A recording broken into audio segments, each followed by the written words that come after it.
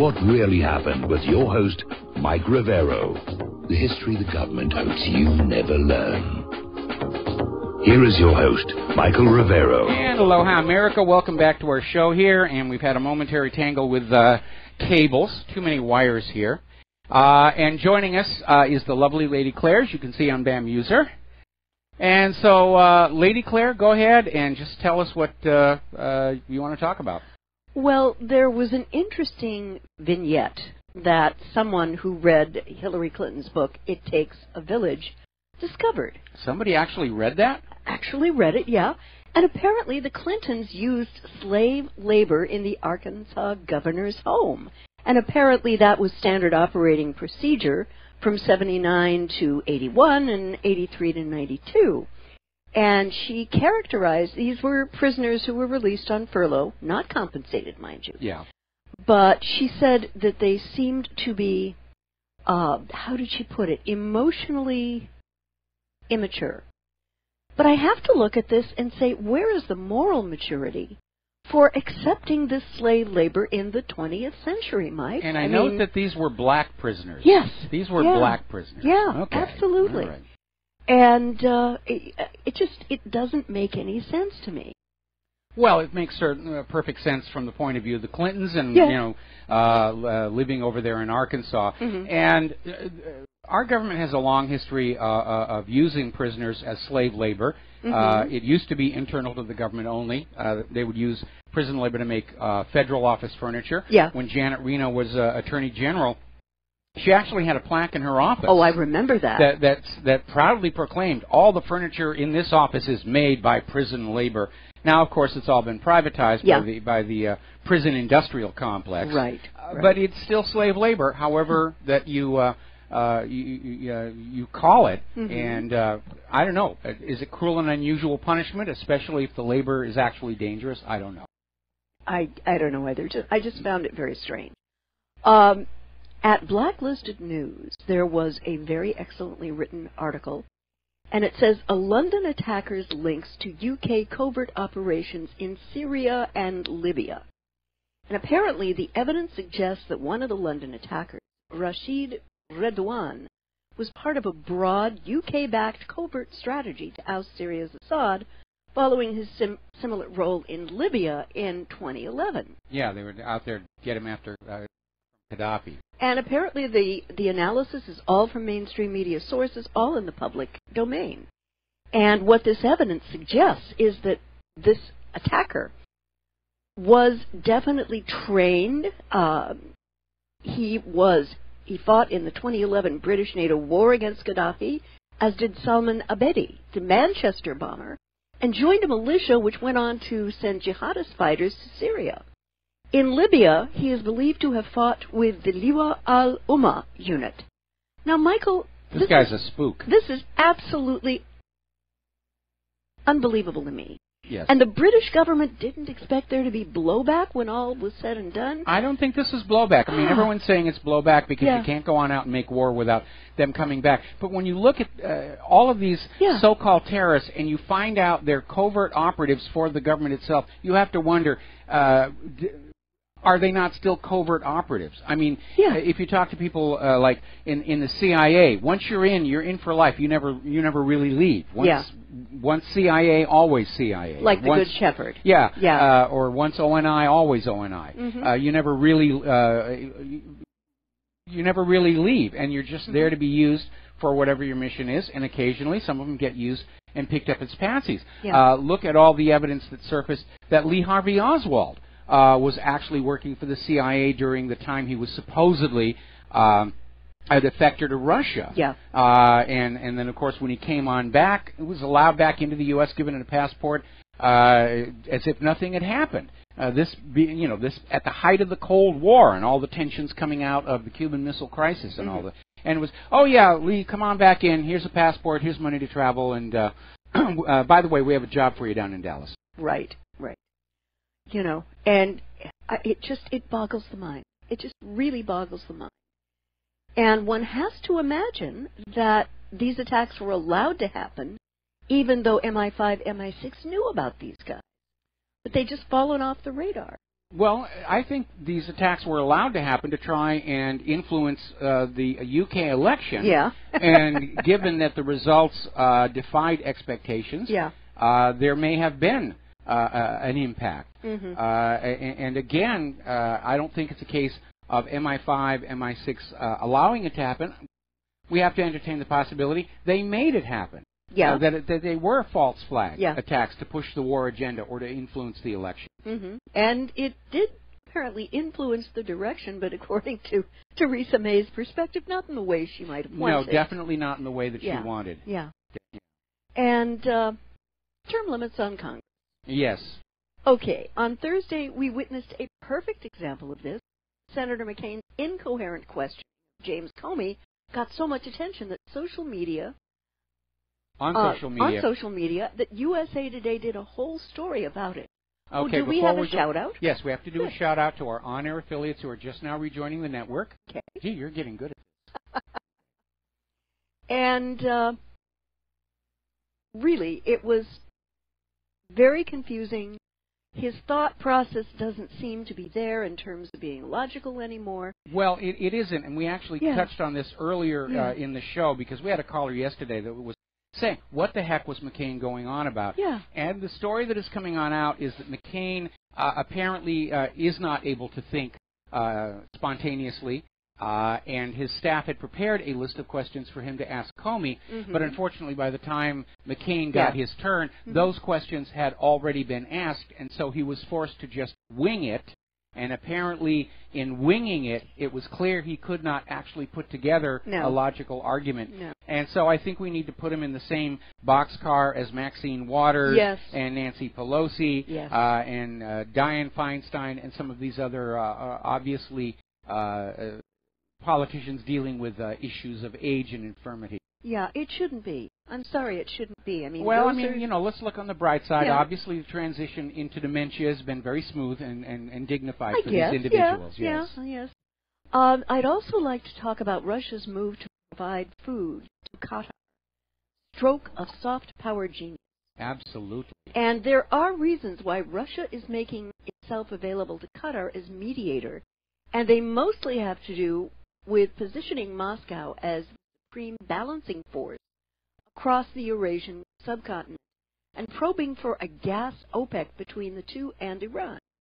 Apart from the tangible dividends, there stand to be a more immediate benefit from this soft power outreach to Qatar. Moscow was very wise to announce that it already increased food shipments to Doha, and which is hugely symbolic because this is the time when Muslims around the world are fasting. Yeah, but they're still eating. Yeah, they're still eating at night. They fast during the day, and then they have a really big meal at night. They still have to have the food for the really big meal. Now, I think this is a brilliant move on Russia's part. I think it's as brilliant as when Putin went on in and defused the issue of serious chemical weapons. Yes. And I think one of the reasons Moscow may have done this was to underscore the brutality of Saudi Arabia, which turned back a humanitarian food convoy at the border of Qatar. And we already have been seeing how Saudi Arabia has imposed a starvation blockade on the people of Yemen. Yes.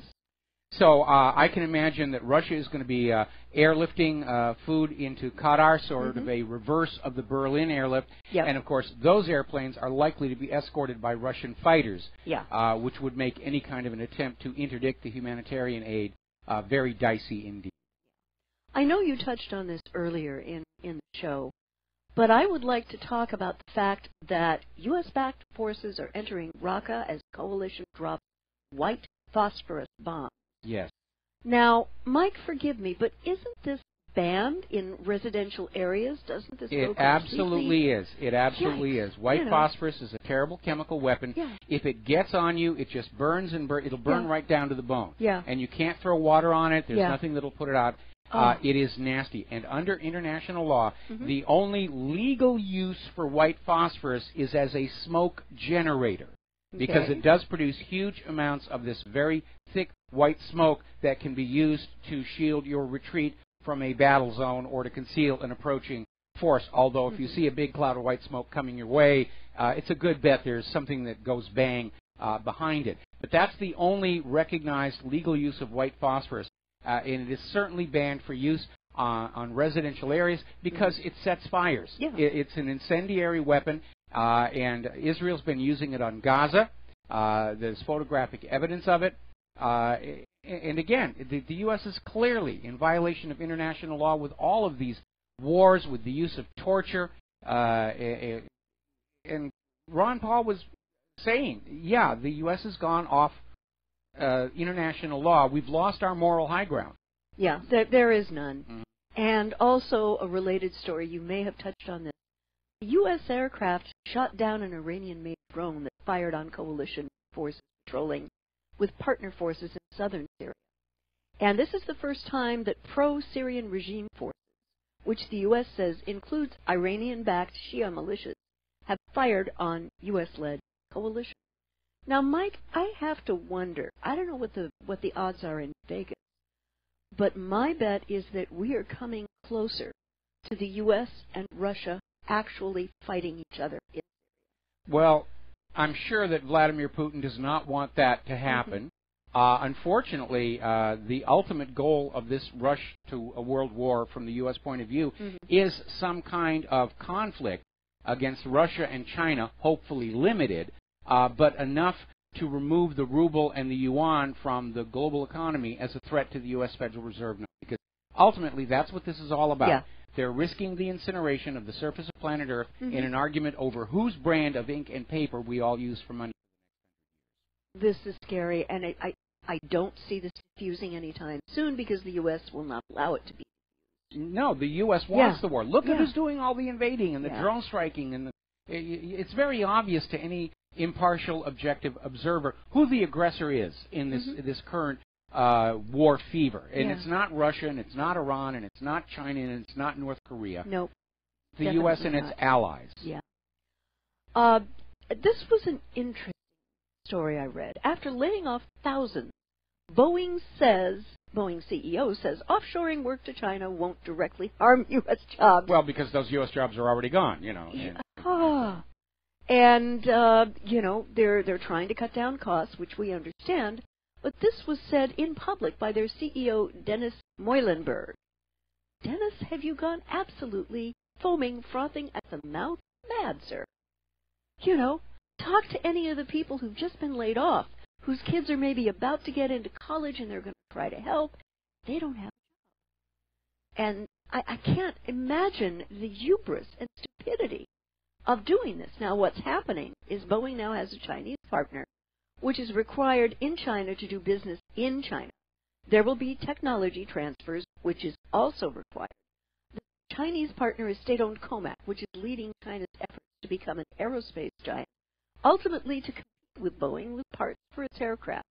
Its own jetliner, the C919, which is the size of a Boeing 737, completed its maiden flight about a month ago. Now, what's really interesting is that Michael Crichton actually wrote one of his books on this very topic, and it was called Airframe. Yes, I remember. It was a very good book, and you will never see it made into a movie because it was talking about economic globalism and the long-term cost to America's workers and even our technology base of these offshoring deals. Because the issue with the technology transfer is these are technologies developed by American companies, like the wing system, which is very critical. A lot of work has gone into developing high-efficiency wings and control surfaces. And all of a sudden, we're giving it to these companies in China who are then able to copy that off for their own aircraft to directly compete with us. And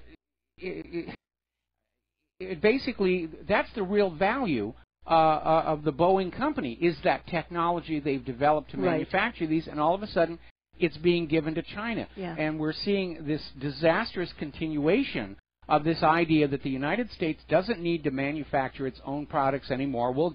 We'll get those Chinese to do it. And again, what do we do with all these workers? There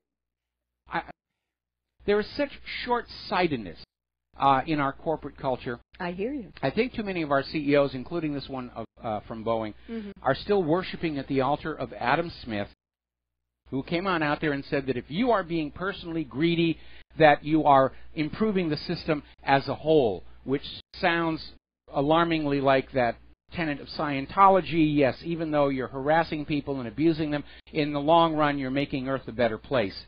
But Nobel Prize-winning mathematician John Nash, in his doctoral dissertation, proved that Adam Smith was absolutely wrong, and that an economic system of people looking out just for their own greed eventually would become self-destructive.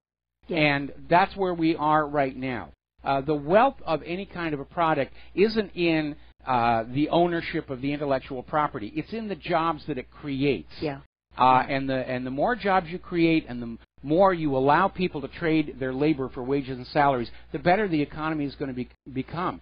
I wish people would go back and read the wisdom of Henry Ford, who basically said the best way to become prosperous is to make the community around you prosper. Yeah. And he made a big point of paying the workers in his car factories very well, to the point where they could even buy the cars they were building, which in turn became his strongest advertisement that these were cars for the working class. Yeah. That cars were no longer these very expensive status symbols for the ultra-rich, that anybody could have a car. And that, of course, was why Ford was such an amazing success.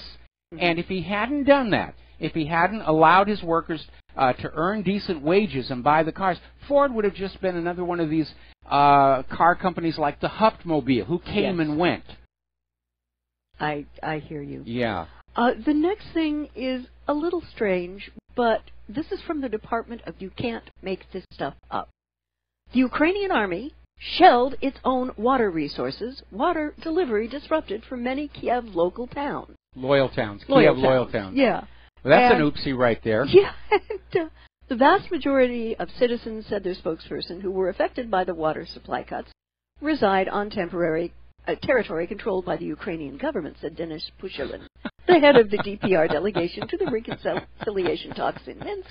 Although our citizens face no major disruptions due to timely efforts by our utility services, residents of about 40 settlements on the opposite side of the contact line will be a lot less lucky. Oh, that's a whoopsie. You know, and it was a pumping station in southern Donbass, water supply located near the so-called gray zone, announced that it was forced to halt operations after at least 8 shells launched by the Kiev government's troops landed on its premises.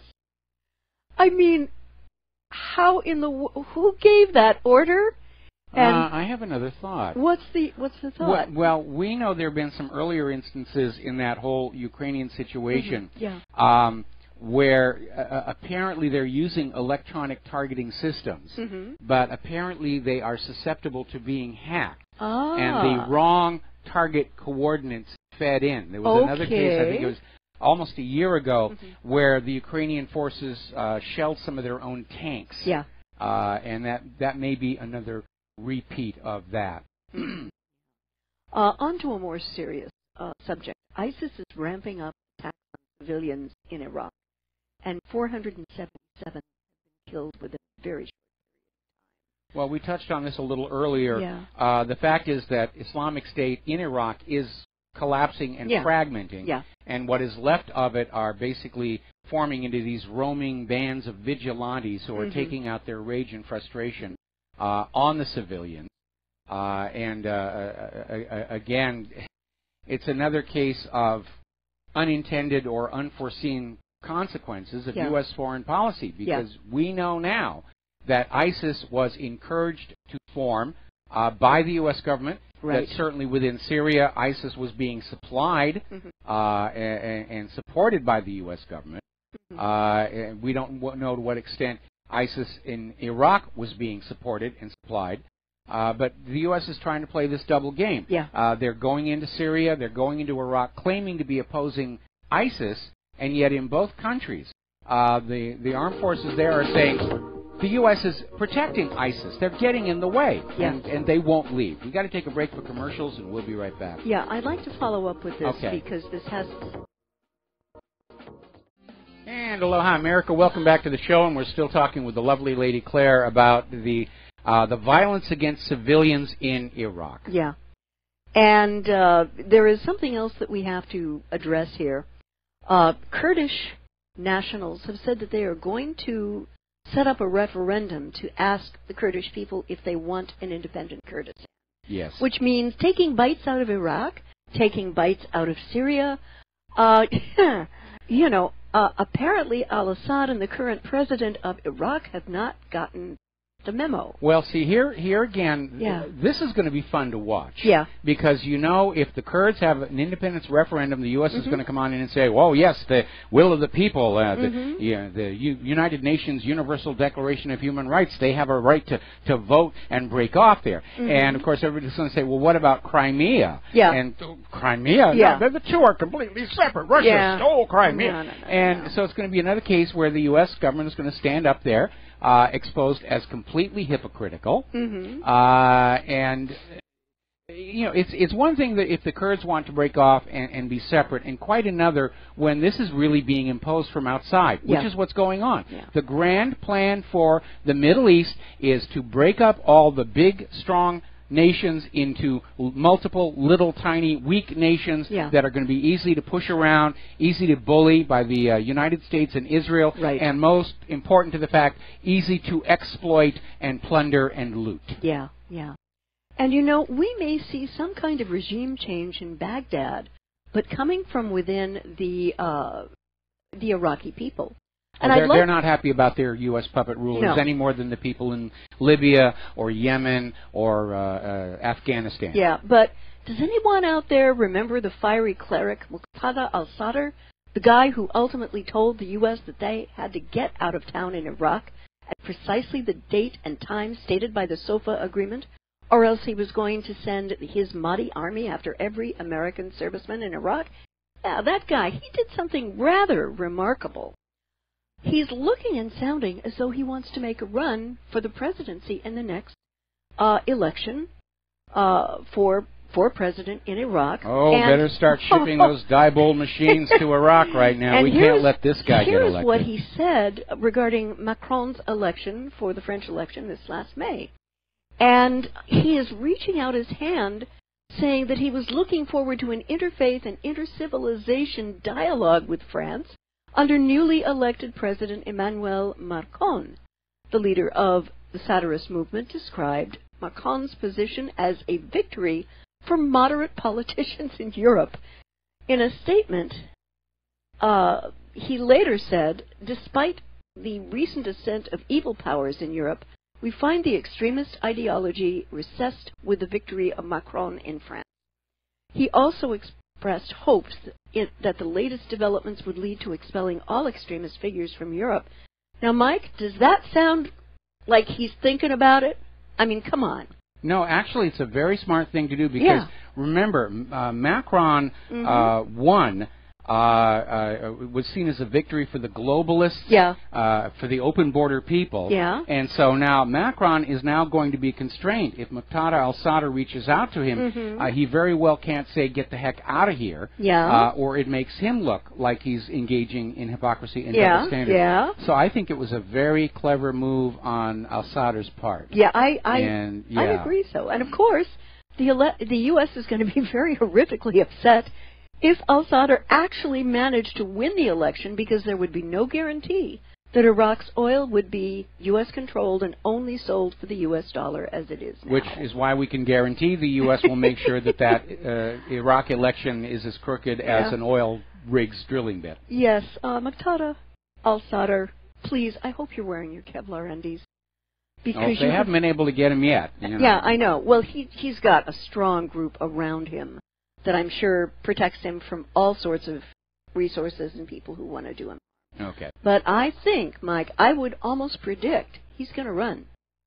I predict that he's got a good chance of winning if there's an honest and fair election. Okay, we're coming up here on another commercial break, and then we're going to come on back and going to talk about Korea and China and all kinds of interesting things there. So we'll be back after these few words.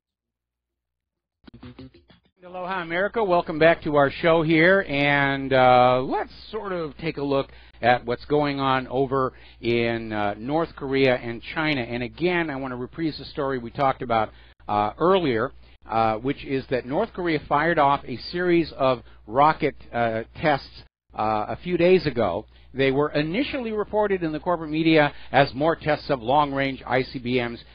No, in point of fact, North Korea has said these were tests of a brand new shore-to-ship missile, which is clearly a defensive weapon. And North Korea has said these are designed to basically deal with an attacking naval armada. And so that, again, the UN can go on out there and say, well, nobody should have nuclear weapons, which doesn't work because so many countries have them. And they can say that maybe we ought to limit ICBMs, but nobody is going to think it's reasonable to tell any country on Earth that they should not be allowed to have weapons to defend their territory against an outside aggressor. We know the U.S. government would like to see that happen. They love nothing better than invading countries that can't fight back. That's why they pick on these little countries like Syria and Libya and Yemen and so forth and so on. But anyway, getting on back to the Korea, you had something you wanted to say. Whoops, I forgot to turn you up after the. Oh, okay, there you go. Thank you. Your volume's back up. All right, thank you. This article, live radio here. Okay. This article appeared in antiwar.com, which I have a lot of respect for. They're very sober. Their research is very good. And the title of the article was Kim Jong-un Isn't Crazy. China Doesn't Have a Solution. And it goes on to say that from the founder, Kim Il-sung, up to today, everyone appears to be rational. Yes, they had some things that could turn them into kind of caricatures, but well, they were just being used to caricature them. Yeah. I mean, they're looking at the oversized sunglasses and saying, "Oh, that's the sign of." Actually, no. Elvis wore oversized sunglasses, and certainly Elton John wore platform shoes. Yeah. It's just trying to find something to make the foreign leader look different and crazy by saying they should be dressing and acting the way that we do. Yeah. And of course, anybody in North Korea looking at how Americans are acting, especially those liberal snowflakes, they're probably saying those people are genuinely, certifiably insane. Yep. But you need to look at the policies here. And what Kim Jong-un is trying to do is in recognition of the fact that the Korean War still officially is on. Yeah. He wants to make sure that North Korea does not endure a repeat of what happened when the Korean War started. Yeah. If you look at the tremendous number of people who were killed in that, it makes absolutely perfect sense that North Korea's government is doing everything they can to make a renewed invasion of their country as costly as possible for the invaders. Yeah. And there is nothing wrong with that whatsoever, unless you happen to be the invader, and your attitude is they should not be allowed to fight back when we go on in and steal their country. Yeah. And when you think of what happened to Libya's Muammar al-Gaddafi, who negotiated away his missile and nuclear programs, he did set himself up to be a sitting duck for the invasion, which ultimately happened. That's exactly right. Every time a nation has given up these weapons, inevitably they get invaded. Yeah. When we get into the gun rights argument, and you talk about the gun grabbers saying disarm the public, go back and look at every single genocide of the 20th century, and you will find that just a couple of years before, the targeted population was disarmed under the argument of we're going to reduce crime, we're going to have public safety, you don't need to have guns. And once they were disarmed, they were set up for genocide. And we saw it all over the earth. We saw it in Germany. We saw it in it happened. It's a pattern. Yeah. If you're going to target a population, you take away their guns, you disarm them, and you make them weak. And especially with the United States government invading everything that moves right now, it would be stupid for any world leader to give up their weapons. Now, I will grant you that when Russia negotiated the deal with Bashar al-Assad to surrender their chemical weapons, that was a smart thing to do because it did take away the rationale for the U.S. threatening to invade Syria. Yeah. And Bashar al-Assad really didn't want to use those weapons anyway, so it was kind of a low-cost deal for him. Yeah. The lesson from that was even though Assad gave up his chemical weapons, the United States just looked for another reason to invade. And the lesson coming out of that for other world leaders is don't surrender your weapons. It won't change the fact that the U.S. is coming to invade. Yeah. I really wish, Mike, that Rex Tillerson, our Secretary of State, would drop the position of no negotiation until North Korea's denuclearization, because it's a failed start. It's just not going to happen. Now, what I think should happen should be that the U.S., China, South Korea, and Japan come together to negotiate a peace treaty with North Korea to replace the existing armistice with the guarantee for peaceful, unrestrained trade in exchange for letting go of its weapons. That would be treating them like a civilized person. Right now, the best thing that's going on, of course, Moon Jae-in, the new president of South Korea, is starting to move on his desire to de-escalate the situation. He has ordered the shutdown of all those terminal high-altitude area defense missile systems the U.S. installed in South Korea without their permission, I might add. Yeah. And he's moving forward with this idea. He wants to get together with Kim Jong-un and talk about ending the Korean War and actually reunifying the two Koreas. You know, dig up all the mines in the DMZ,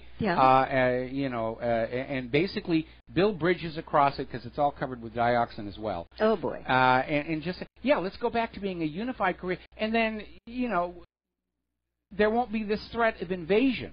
And remember, there's something else to keep in mind. North Korea can have nuclear weapons. They are not just going to haul off and use them without a really good reason, okay? And no nation that has nuclear weapons is just going to decide one day, oh, let's go ahead and nuke somebody else. Because the response would be the destruction of their country. If Saddam had nuclear weapons, he never would have used them. Could, put them in a museum, march them down the street in a military parade and say, look at us, we're really butch. Same thing with Iran, if they were ever to build a nuclear weapon. They're not going to just haul off and use it on another country. Because the only country in all of history that has used nuclear weapons of mass destruction on another country is the United States. And they only did it to prove to the rest of the world that not only did we have these horrific weapons, but we were psychotic enough to actually use them. Yeah. And that was the whole point of it. But nobody is going to attack the United States with a nuclear weapon without a really, really good reason, because the result would be annihilation. But this whole idea, oh, we can't let this country have nuclear weapons. Well, if you all want to give up nuclear weapons, I'm actually on board with that. But you're never going to get the United States to get rid of their nuclear weapons. And you can't even get Israel to officially acknowledge they've got nuclear weapons, let alone get rid of them. And remember, we had that story out of the Israel Times where they admitted that during the 1967 war, they seriously considered nuking the Sinai. So they had them all the way back then. And we also know that Israel has been trying to sell clandestine nuclear weapons to other countries, because when the former government of South Africa fell and the new government came on in, they discovered documents about the negotiations that Israel was helping South Africa develop nuclear weapons, and at one point offered to sell South Africa a couple of Israel's nuclear weapons. And the question is out there, and nobody's answering it, who else has Israel sold a nuclear weapon to? Yeah. I would love to see all these weapons be destroyed, hammered into plowshares. But it's simply not realistic, because until you can develop a system where you can detect a nuclear weapon at long range and know that it is really there, it's simply unenforceable. We don't know where the world's nuclear weapons are. And one of the reasons that we don't goes all the way back to that Valerie Plame outing. Oh, yeah. Where Valerie Plame's husband had revealed that the documents that claimed Iraq was buying yellow cake, processed uranium, were forgeries. And we knew they were forgeries because Iraq has plenty of uranium inside its own borders. It doesn't need to buy from anybody outside. But when they outed Valerie Plame as CIA, they also exposed that the company she was working for, Brewster Jennings Associates, I think was the name, was a CIA front. And that was the organization for the CIA that was trying to track third world nuclear weapons. And they had to shut down and restart. All of their assets and connections and resources disappeared. And so for a significant amount of time after that whole incident, U.S. intelligence had no means of tracking where nuclear weapons were going in the rest of the world. So the cat is out of the nuclear bag, so to speak. Yeah. So at this point, I would hold that all nations have a right to deterrence in the face of aggression by other countries. And in the current paradigm, the aggression is coming from the United States and its allies. And at some point, the rest of the world is going to unite together and say this has gone on long enough. Stomp their feet and say, no mas, no more. Exactly. Yeah. And, I'm very alarmed at Paul Craig Roberts' report that people inside the U.S. government are now saying we can't actually win a conventional war against Russia. Let's just go ahead and hit the nuke button now. And that is just giving me nightmares. That's terrifying. Yes. And the other article that I have that sort of dovetails into this, it's called the U.S. Jihadi Express, Indonesia, Afghanistan, Syria, and the Philippines. And the gentleman who's being interviewed is Professor Imam Soleh, who is a specialist on history. And he's talking in this article about the link between the old guard, Southeast Asian, mainly Indonesian and Malaysian Muslim jihadi cadres called the Afghan Alumni and the Vanguard, or a new wave, which is now trying to destabilize, even destroy both Syria and the Philippines. Well, I want to put a caveat on the Philippines. Yeah. I'm not entirely sure that the ISIS incursion into Philippines is a genuine organic movement coming so soon after the disruption of U.S.-Philippine relations over the issue of the Philippine government's crackdown on the drug drugs. crime. Yes, yes. And that was an amazing thing to watch, where we're all friends with the Philippines, and all of a sudden Duterte says that the drug crime is out of control, we're going to start cracking down on them. And Obama basically goes down there and says, no, you don't do that. You run your drug enforcement the way that we do because it works so wonderfully well for the drug cartels. Yes. And Duterte refused, and all of a sudden, all of our good relations with Philippines are out the window. Philippines starts turning away from the U.S. and starts moving closer to China. And so I think the ISIS incursion into the Philippines is another... I'm sorry. Ouch. I'm sorry. My apologies to all the listeners there. Claire keeps forgetting she's got a microphone in front of her mouth. Sorry, guys. Okay. I think it's another attempt at a regime change under the cover of the U.S. manufactured ISIS. That's what I think is going on. Well, the article goes down to very much support what you've just said, because it says, while the name jihad itself has been used habitually and liberally all over the mainstream media, it was clear to this professor that behind the brutal combat, as well as most of the horrors unleashed in such places like Syria and the Philippines, hidden are the geopolitical interests of the West in general and the U.S. government in particular. Well, this guy's really smart. Yeah. You have to take a look, when you're taking a look at violence anywhere in the world, you've got to pull back to look at the big picture of how the use of radical religious jihadis has been central to the U.S. government's attempts at destabilization around the world, to regime change governments to its liking, make certain that the resources of those countries are only sold in U.S. dollars. And again, this has been confirmed by many of the documents that leaked out of the Obama, Hillary Clinton State Department, where they're actually saying, we encourage the rise of these groups, we're going to support and supply these groups, and they're operating as U.S. proxies. And I agree, that's what was going on in Syria, what is going on in Syria, and now the Philippines as well. Yeah. I'd like to move over to Qatar, and I think this is slightly hysterical. Apparently, T-Rex Tillerson has been telling the Arab states to lift the Qatar blockade. It's hindering the campaign against ISIS. And I mean, he says this with a straight face, and oh my heavens. Well, I think probably from the U.S. point of view, they would like to calm that situation down. Not because it's hindering the campaign against ISIS. No. That's just that's for public consumption. But I think everybody is looking at this as Turkey sends in troops, as Pakistan sends his troops, as Iran is coming on in, as Russia is sending food, that this could be an uncontrollable flashpoint to a wider regional war. And I think most military experts are looking at the current state of America's military stockpiles, the current state of our armed forces in terms of numbers, and not to mention morale, and really concerned that we could lose in a conventional war in a big way. And again, I see the current United States military as very much in the same situation as the Soviet military going into Afghanistan. They have this image of invincibility. Yeah. And all it took was one defeat in Afghanistan for the world to say, oh, the Soviet army isn't this horrific monster we thought. Mm-hmm. The U.S. is in the same position.